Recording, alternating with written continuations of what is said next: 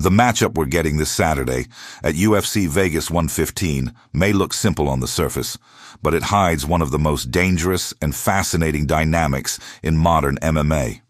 On one side, we have a technical, cerebral fighter in the most mature and strategic phase of his career.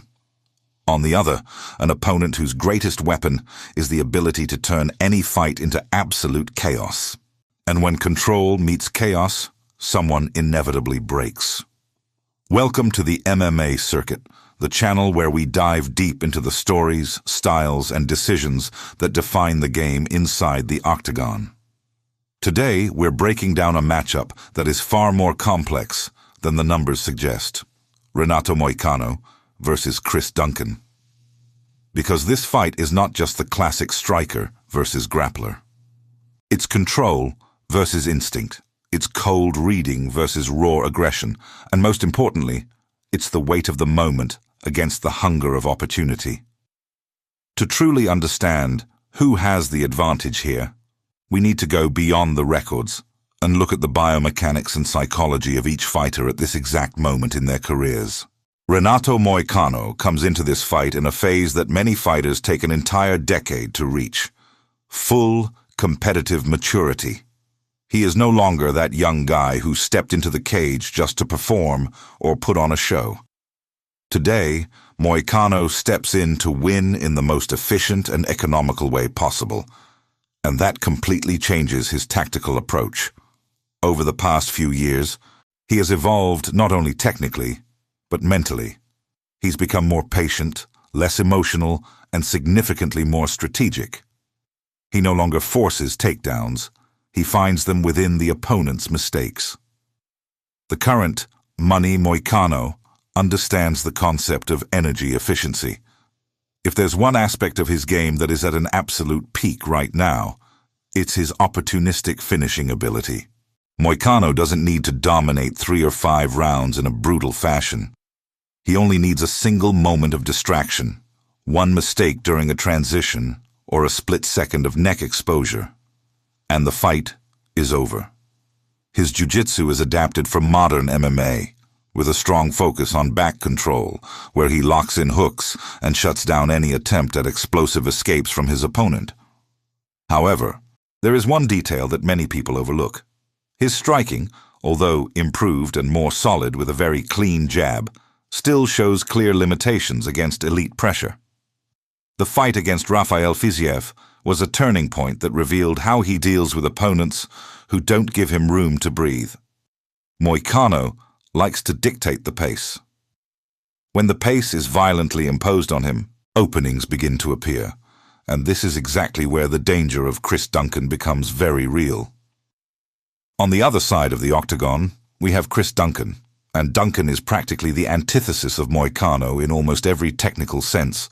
While the Brazilian seeks organization and structure, Duncan thrives on disruption and technical anarchy. He is a fighter who flourishes in the middle of a firefight. Duncan doesn't come in to exchange technical jabs. He comes in to pressure, to suffocate, and to raise his opponent's heart rate until a mistake shows up. He accepts the risk of getting hit in order to land his own shots. He doesn't need the fight to be perfect or pretty. He needs it to be intense. The problem for Moicano is that Duncan survives well in chaos. He has already shown that he can get rocked and still keep marching forward, which creates tremendous psychological pressure on fighters who rely on pattern recognition. If Moicano tries to read Duncan, he might get lost, because Duncan often doesn't even know what his next strike will be. It's pure instinct. But this style comes at a very high cost, a lack of defense in key moments. In his recent fights, Duncan has shown clear vulnerabilities. He absorbs a lot of clean shots and exposes himself dangerously in open exchanges. The key point here is that he has not yet been tested against a world-class grappler like Moicano. So far, Duncan's chaos has worked against opponents who accepted a striking battle. Moicano will not accept that game. He will try to use Duncan's own momentum against him. Now, let's talk about something that changes everything: the setting. This fight takes place at the UFC Apex in Las Vegas.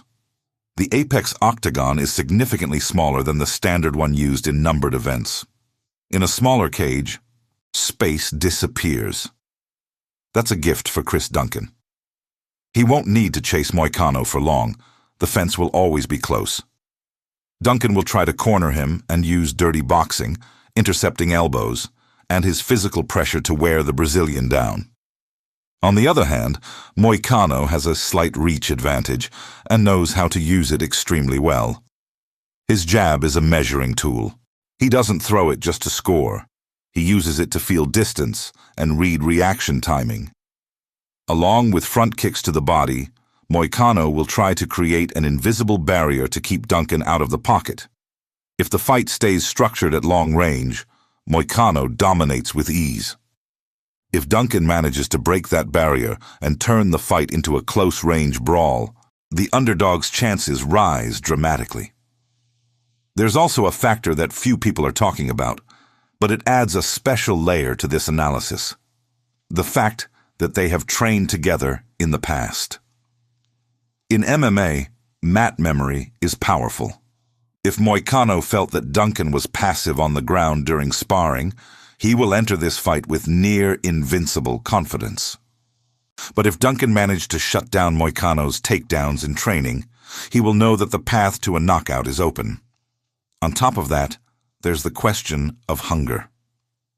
Moicano is already an established name, a solid top 10 fighter, a successful businessman, and an influential public figure. Duncan is the worker still fighting for his place in the spotlight.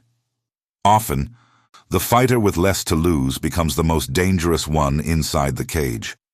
Still, Moicano has already proven himself to be a consummate professional who doesn't let external success affect his performance in camp.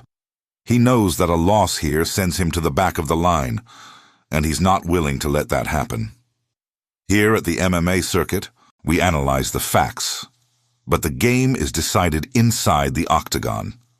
And I already have my prediction drawn up for this war. Pay attention, because I believe we're about to see something straight out of an action movie. My pick for this fight is that Renato Moicano will go through hell before finding glory. Chris Duncan will come out aggressive, land heavy shots, open cuts, and leave Moicano badly damaged, truly hurt. The Brazilian will have to show a level of heart that many people don't even believe he still has at this stage of his career. He will absorb punishment, he will bleed, but he will not break. Projecting how this fight unfolds based on this vision, we're looking at a survival scenario. Duncan will burn a lot of energy trying to finish the fight early, turning the Brazilian's face into a battlefield. But that's where veteran experience comes in. Moicano will weather the storm, and in the third round, when Duncan starts to feel the fatigue and frustration of not getting the knockout, the Brazilian will find the opening.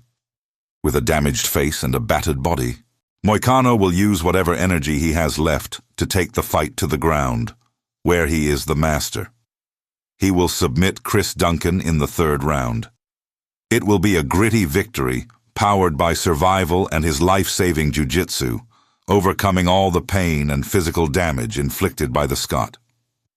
This fight is the ultimate test between order and chaos. It's proof that at the highest level of MMA, emotional intelligence and technical strategy still overcome raw instinct most of the time, even if the price is walking out of the octagon straight to the hospital. But in MMA, we can never say never. The risk for Moicano is real, and Duncan's punching power is something that cannot be ignored. And now I want to hear from you, who follows the MMA circuit. Do you agree with my prediction? Do you think Moicano survives the damage to get the third-round submission, or does Duncan score the knockout before that? Drop your exact prediction, round and method, in the comments below. If you enjoyed this deep analysis, make sure to leave a like and subscribe to the channel. Because here, we don't just watch the fights. We understand what's really happening inside the minds and bodies of those warriors. I'm your host on the MMA circuit, and I'll see you in the post-fight breakdown. Until then.